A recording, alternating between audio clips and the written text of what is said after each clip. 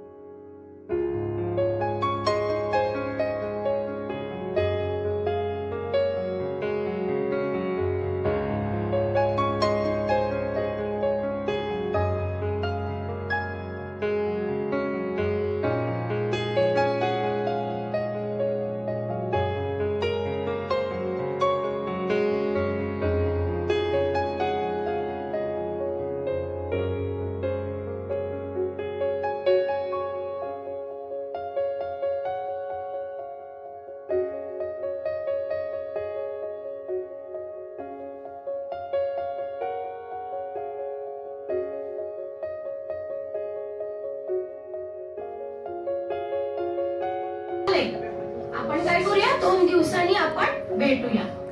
मग परत ठरल्याप्रमाणे 2 दिवसांनी त्या दुकानाच्या इथेच ती पाटी ठेवलेली असते. दोघं जण परत त्या दुकानात येतात आणि राहुलला म्हणतात की आपली जी पाटी ठेवलेली आहे ती काढ. तो काढतो. तर त्या 2 दिवसामध्ये सगळे आंबे काय झालेले असतात, तर नासायला लागलेले असतात. राहुल म्हणतो की आपण तर एकदम मस्त कडक छान असे टपोरे असे आंबे घेतलेले होते आणि मग 2 दिवसात असं काय झालं की हा आंबे सगळे नासायला लागले. मग तेव्हा शिक्षक म्हणतात एक आंबा जरी नासका असेल तरी सगळे आंबे तो नासून टाकतो. त्या राहुलला त्याची चूक लक्षात येते आणि तो ह्यांच्या शिक्षकांच्या पाया पडतो आणि म्हणतो की सर माझं चुकलं, मी थोडंसं भरकटायला गेलेलो होतो, त्यामुळं आता इथून पुढे मी असं कधीही काहीही करणार नाही. तुम्ही मला जी काही शिकवण दिलेली आहे. या मंदिरात आम्ही आमचे छंद जोपासले. सर्व धर्मसमभाव, राष्ट्रभक्ती, सहकार्य, आदर, बंधुभाव, एकता इत्यादी अनेक गोष्टी आम्ही इथे शिकलो. निरोपाचा क्षण जणू हळव्या त्या फुलांचा, निरोपाचा क्षण जणू हळव्या त्या फुलांचा, आठवणींची गर्दी जणू क्षण हा विरहाचा, आठवणींची गर्दी जणू क्षण हा विरहाचा. यानंतर आपले मनोगत व्यक्त करण्यासाठी येत आहे 10वी ए मधील सोहम जगताप. पाहुण्यासाठी टाळ्या देताना 1 2 3 4 5 1 2 3 4 5 1 2 3 या स्टाईल देणार आहोत. स्टार्ट.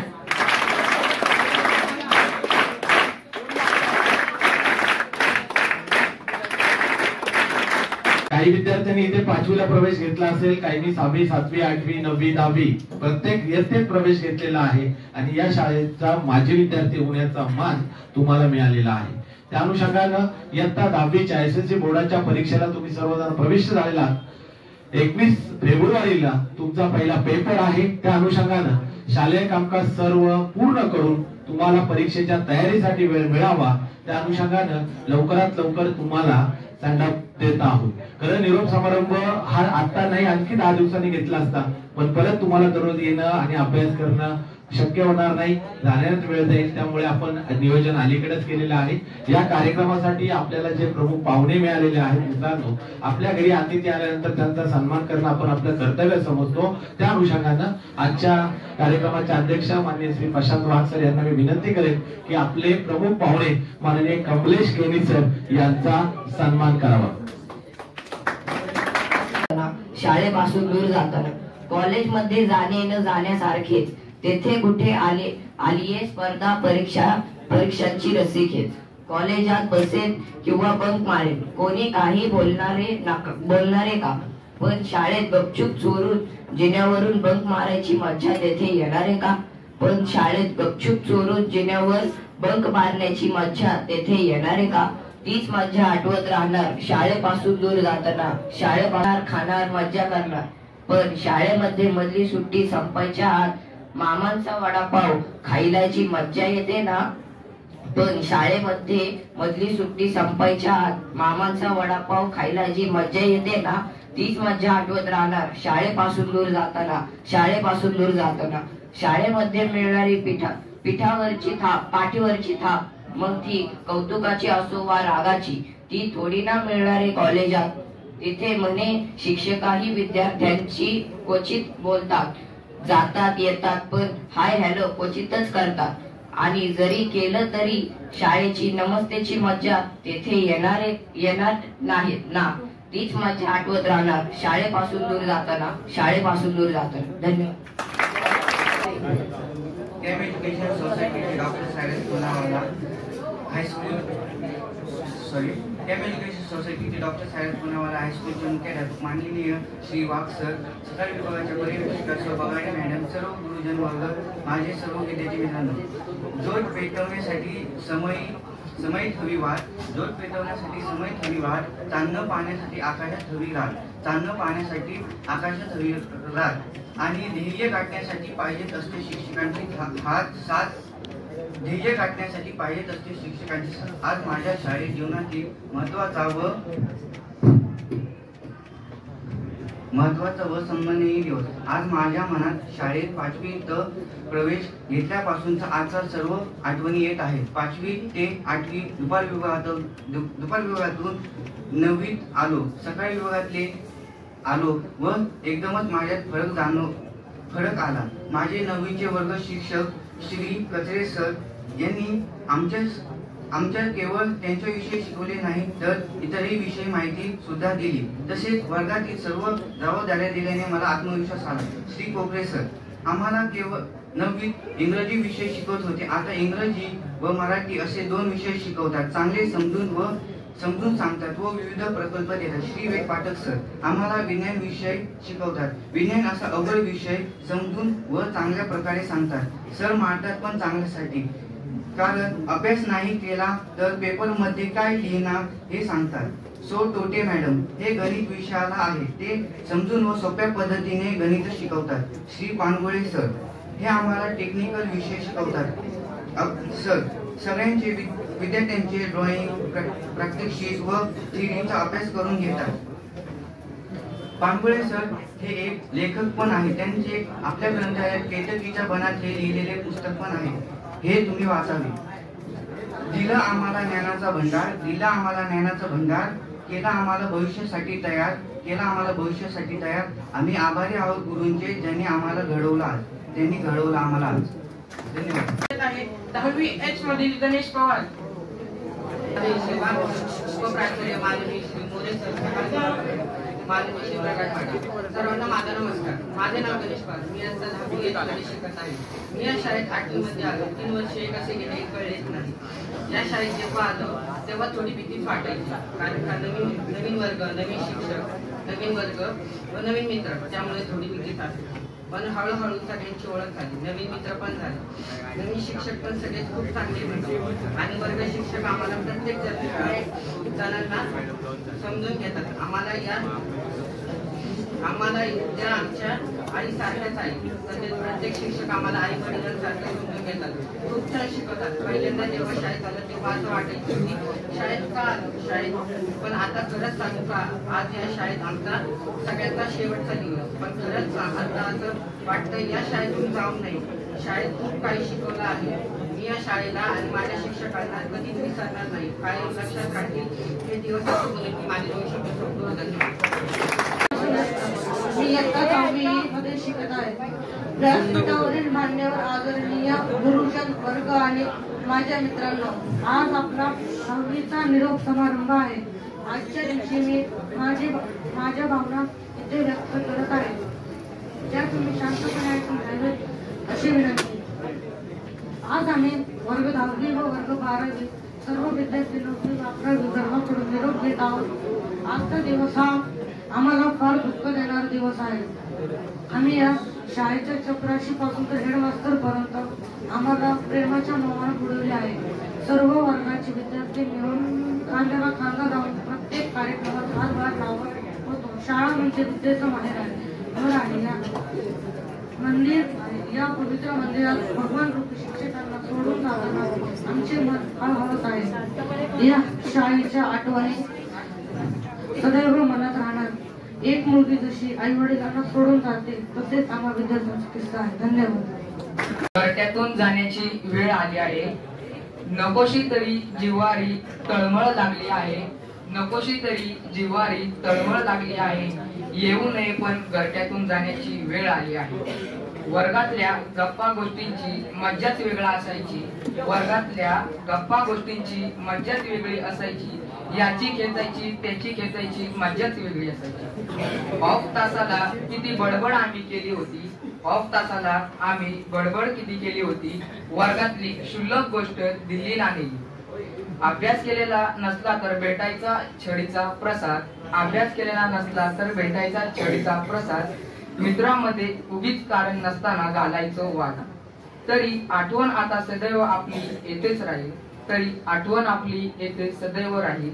आयुष्याच्या वळणावर पुढे जाताना मागे डोळे भरून वाहील. मैत्रीच्या सानिध्य हरपेत याची हळहळ लागली आहे. मैत्रीचं सानिध्य हरपेत याची हळहळ लागली आहे. येऊ नये पण घरट्यातून जाण्याची वेळ आली आहे. नकोशी तरी जिव्हारी तळमळ लागली आहे. येऊ नये पण घरट्यातून जाण्याची वेळ आली आहे. माझ्या पाठीशी जेव्हा दप्तर आलं, माझ्या पाठीशी जेव्हा दप्तर आलं, एका विद्यार्थ्याचं जणू पाखरू झालं. आकाशी भरारी घ्यायची कशी हे शिकवलं गेलं. आकाशी भरारी कशी घ्यायची हे शिकवलं गेलं. ज्ञानाच्या चौकाचौकातून आम्हाला मिरवलं गेलं. ढगांची गाणी आणि पावसाची कविता म्हणू वाटते. ढगांची गाणी आणि पावसाची कविता म्हणू वाटते. एक पाचवीत यावर जणू वाटते. म्हणून त्याचे आभाळ बघण्याची पुन्हा सळ लागली आहे. येऊ नये पण घरट्यातून जाण्याची वेळ लागली आहे. नको नकोशी तरी जिव्हारी तळमळ लागली. धन्यवाद. तेज तुमचे आहे सूर्य चंद्राहुनी जास्त. तुमच्या या बोलण्याच्या शब्दातच आहे जीवनाचे संपूर्ण शास्त्र. जीवनाचे संपूर्ण शास्त्र. आजच्या कार्यक्रमाच्या निमित्ताने आपल्याला मार्गदर्शन करत आहेत सौ खोरे मॅडम.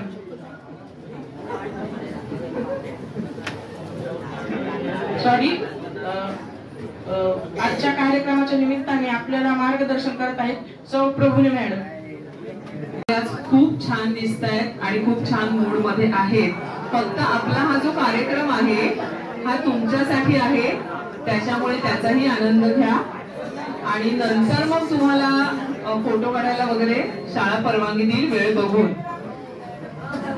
आज मला खूप आनंद होतोय की माझेच 2 विद्यार्थी इथे प्रमुख पाहुणे म्हणून आलेले आहेत. शिक्षकांना याहून दुसरा आनंद कोणताच नसतो. आई वडील आणि शिक्षक यांची तुमच्याकडनं हीच अपेक्षा आहे की तुमची भरपूर प्रगती व्हावी, तुम्ही आकाशाला गवसणी घालावी. आणि जसं मगाशी कचरे सरांनी सांगितलं की हे 2 विद्यार्थी आज इथे आहेत, तिथे आम्ही तुम्हाला पण पाहतोय. उद्या तुम्ही असंच मोठं होऊन शाळेमध्ये पाहुणे म्हणून तुम्हाला बोलवता आम्हाला आलं पाहिजे आणि तोच आमच्या सगळ्या शिक्षकांचा आनंद असणार आहे. विद्यार्थी मित्रांनो, एक लक्षात ठेवा की आता तुम्ही खूप उंच भरारी मारणार आहात. 10वी ही पहिली पायरी असते. आता मोठ्या जगात प्रवेश करणार आहात, पण कायम लक्षात ठेवा की आई वडील आणि तुम्हाला शिकवणारे सगळे शिक्षक हे कायम तुमच्या पाठीशी असणार आहेत. मला म्हणून दाखवणार आहे ज्याच्यामध्ये एक विद्यार्थी मोठा होतो, त्याचं लग्न होतं, तो संसार करायला लागतो, पण खूप मोठं संकट त्याच्यावर कोसळतं आणि त्यावेळेला त्याला आठवण होते ती शिक्षकांची आणि तो शिक्षकांना भेटायला येतो. शिक्षकांना असं वाटतं की कदाचित याच्यावर जे संकट आलेलं आहे त्यामुळे तो पैशाची थोडीशी अपेक्षा करत असेल. म्हणजे चूक काहीच नाही, कारण खरंच मोठं संकट कोसळलेलं असतं. पण जेव्हा सरांचा हात खिशाकडे जातो तेव्हा तो हसत उठतो आणि म्हणतो, सर मला पैसे नकोय, फक्त माझ्या पाठीवर हात ठेवा आणि लढ म्हणा.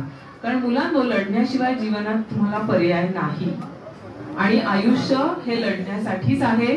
लढत लढत पुढे गेलात तर त्याच्या पुढे खूप सुंदर आयुष्य तुमच्या समोर असणार आहे. कुसुमाग्रजांची कविता सांगते. कविता खूप प्रसिद्ध आहे, कणा नावाची कविता आहे.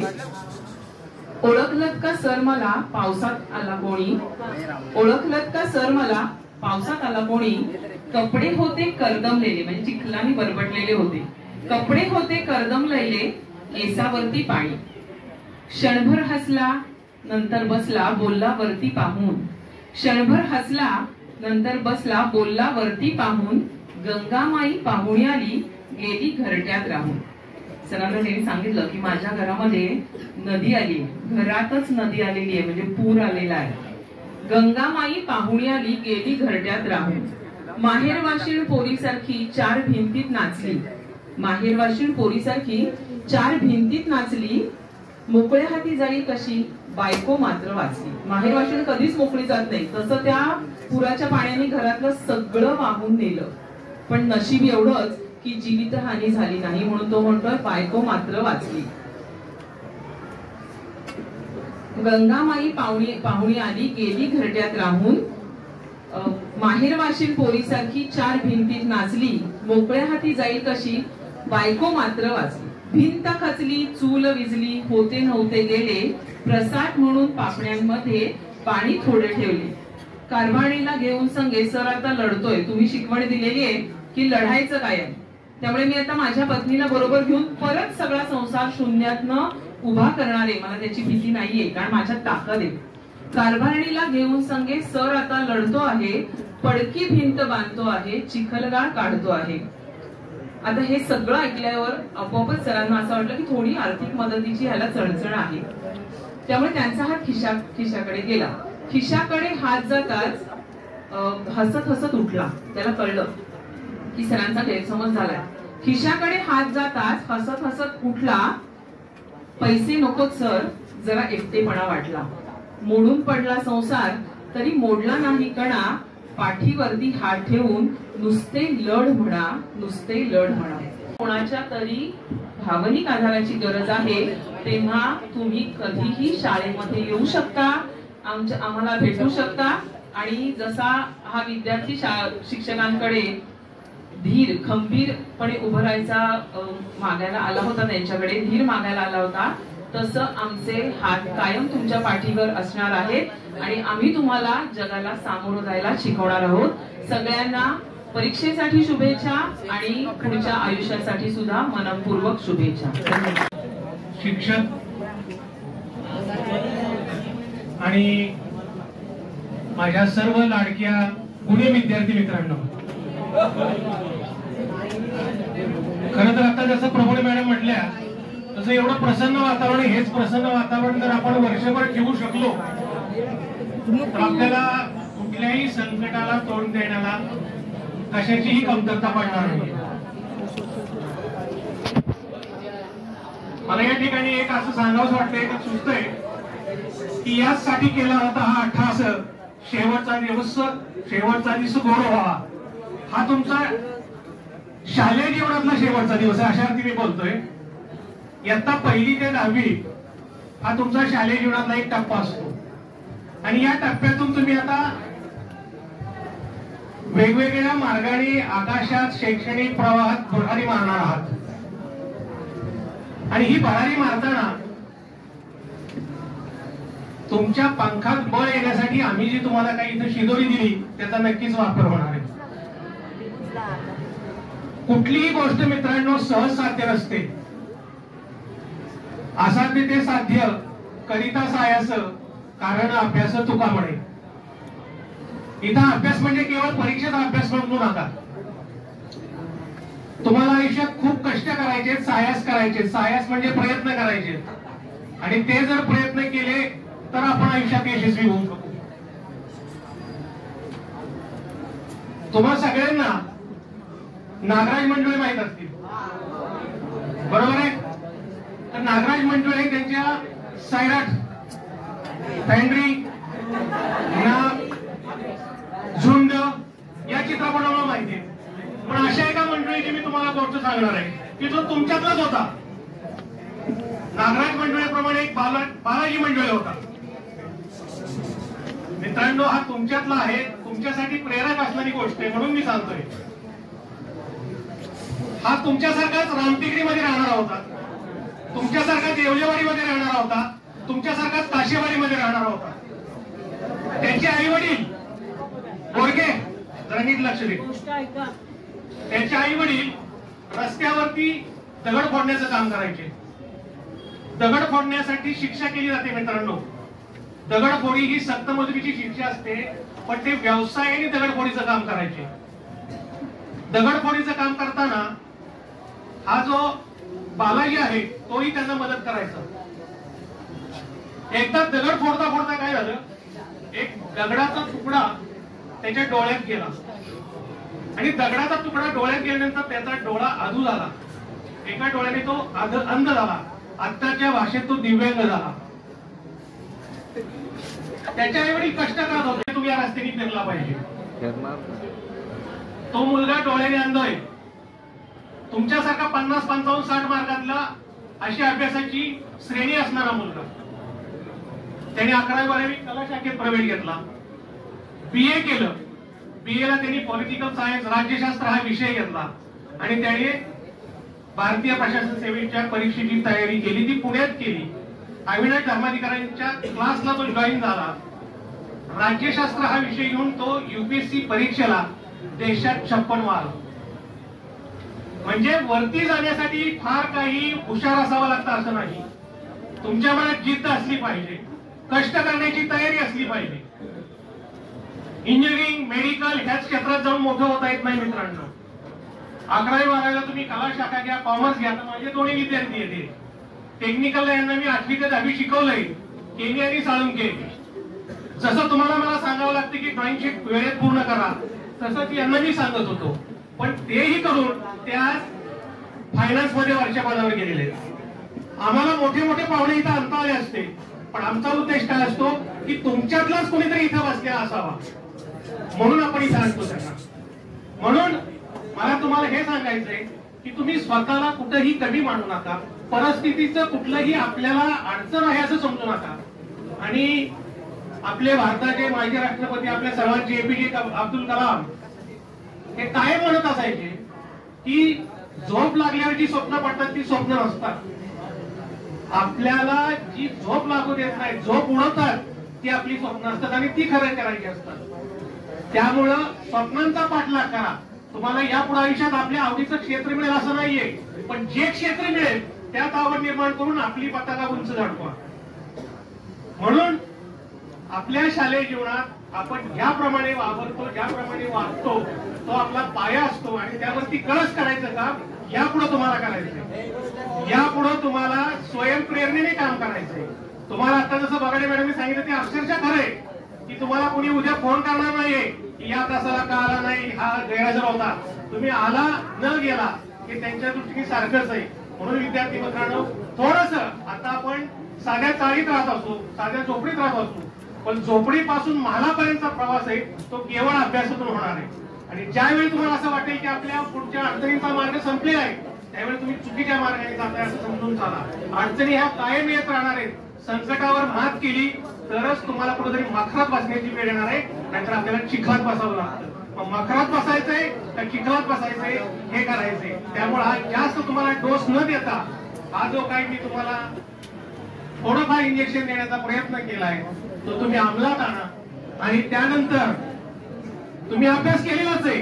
मी मागं सांगितलं होतं की तुम्ही ठरवलं तरी 10वीला नापास होणार नाही. पण आता जसं 7:30ची वेळ आहे आणि तुम्ही 8:45ला येत आहे, तर असं काही करू नका. परीक्षेला वेळेत जा, आहाराची काळजी घ्या, झोपेची काळजी घ्या. आणि आपल्या आयुष्यातला हा महत्वाचा टप्पा आहे आणि त्याच्यात टप्प्याची दिशा ठरवणारी ही परीक्षा आहे. या परीक्षेला तुम्ही उत्तम यश मिळवा, चांगल्या मार्गाने पास व्हा. आणि तुमच्या बरोबरच आमच्या कॅम्प विजन सोसायटीची पण मान यामुळं ताठ होणार आहे, याकडे लक्ष द्या. आम्हा सर्व शिक्षकांच्या वतीनं तुम्हाला या पुढच्या आयुष्यासाठी आणि येणाऱ्या आगामी SSC परीक्षेसाठी भरभरून शुभेच्छा. धन्यवाद. आणि शिक्षक बंधू भगिनी आणि विद्यार्थी मित्र, मी खरं तर बोलणार नव्हते, पण माझ्याच वर्गातले खोपडे, विशाल शिंदे, वाही, 10वी जिथले काही बॅक बेंचर्स आहेत ते सगळे, त्यांच्या इच्छेसाठी मी 2 शब्द फक्त बोलणार आहे. कार्यक्रमामध्ये ऍक्च्युली मी बोलणार नव्हते. तर वर्षभर तर तुम्हाला सांगत आलेलोच आहोत काही ना काही रोजच.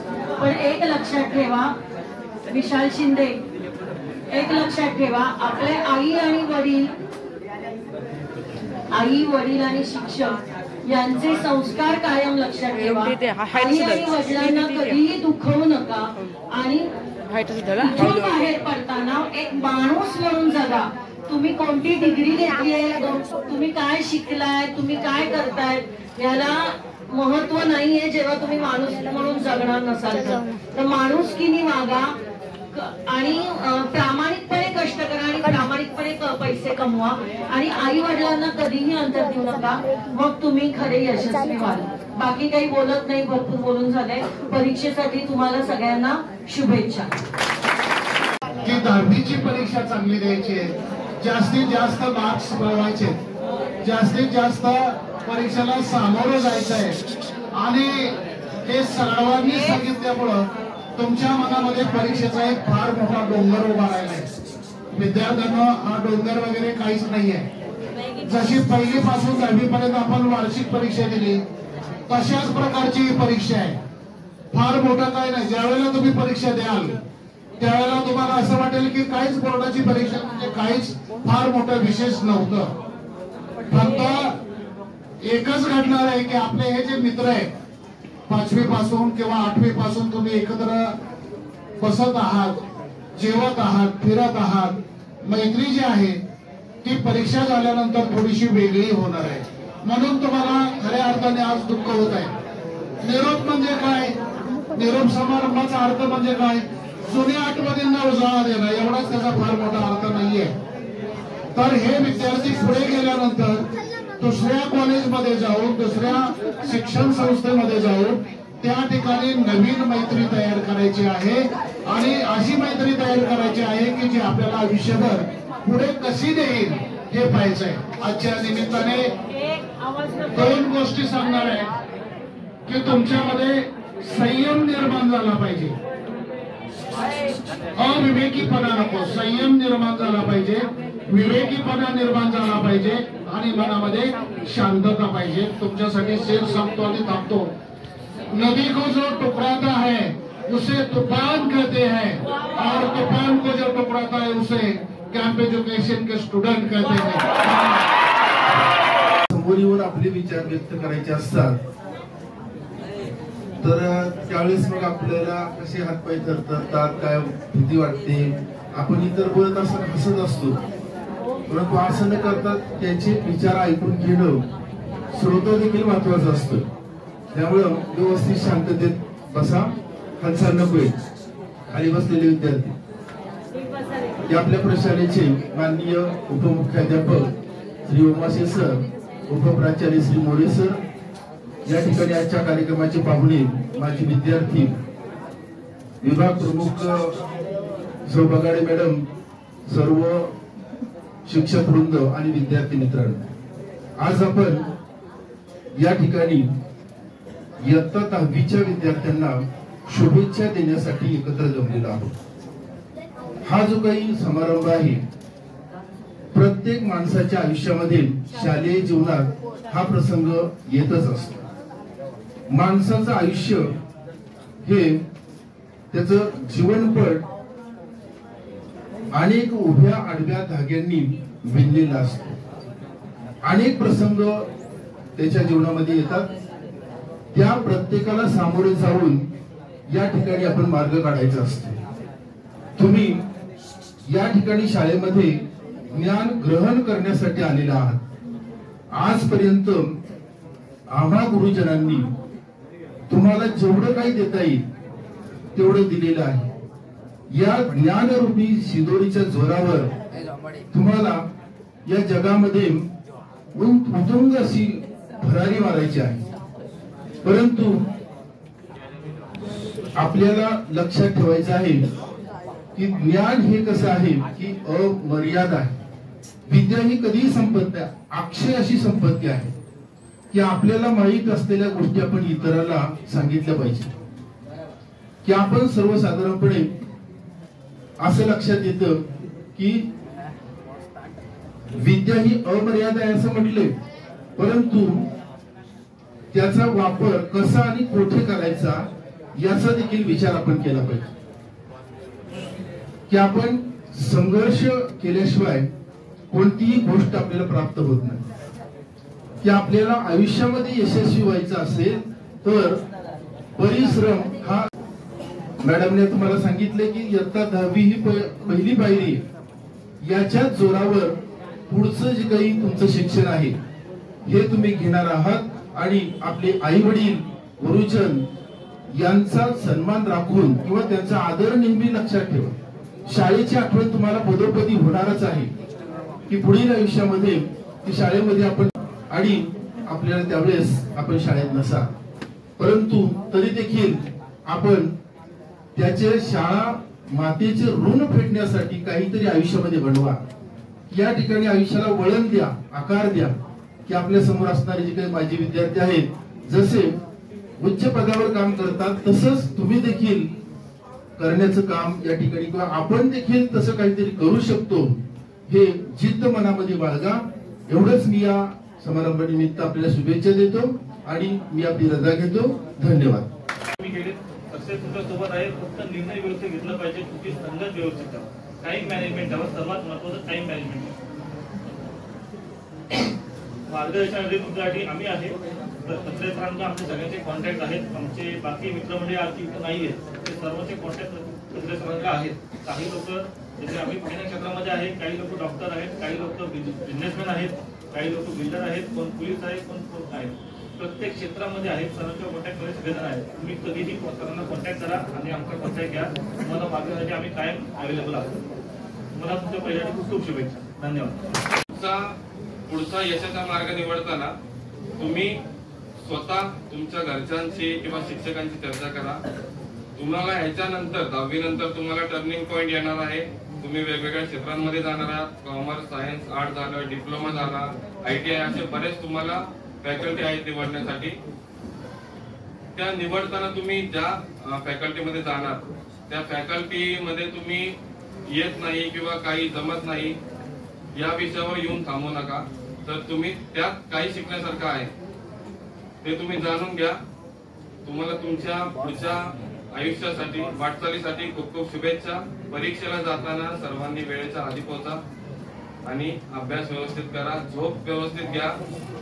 जागरण करू नका. जाताना सर्व आपलं हॉल तिकीट वगैरे सर्व सोबत घेऊन जावं व्यवस्थित. सर्वांना परीक्षेसाठी खूप खूप शुभेच्छा.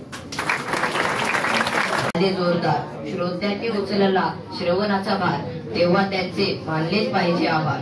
वेळात वेळ काढून माननीय प्रमुख पाहुणे आज येथे उपस्थित राहिले व आपले उत्तम मार्गदर्शन व आपले अनुभव सांगितले.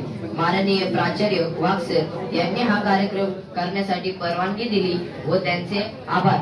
यानंतर व्यासपीठावरील मान्यवर मार्गदर्शन केले व आपले अनुभव सांगितले व वंदनीय गुरुजन वर्ग या सर्वांचे आभार. आणि येथे उपस्थित राहून सर्व विद्यार्थी मित्रांनी कार्यक्रमाची शोभा वाढवल्याबद्दल त्यांचेही आभार. फलकलेखन व कार्यक्रमाचा उत्साह